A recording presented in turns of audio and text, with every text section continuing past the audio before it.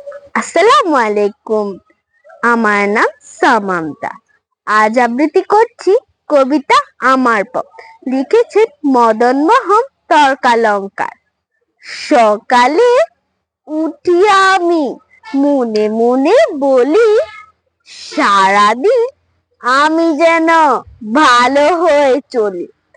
আদেশ করেন যাহা মোর গুরুজনে, আমি যেন সেই কাজ করি ভালো মনে।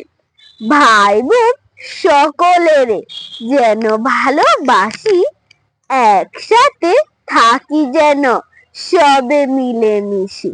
ভালো ছেলেদের সাথে মিশে করি খেলা, পাঠির সময় যেন নাহি করি হেলা। সুখী যেন নাহি হই আর কারো দুঃখে, মিছে কথা কভু যেন নাহি আসে মুখে।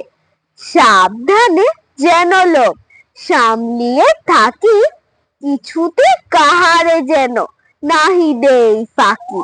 ঝগড়া না করি যেন কভু কারো শনে, সকালে উঠিয়া আমি বলি মনে মনে। ধন্যবাদ সবাইকে।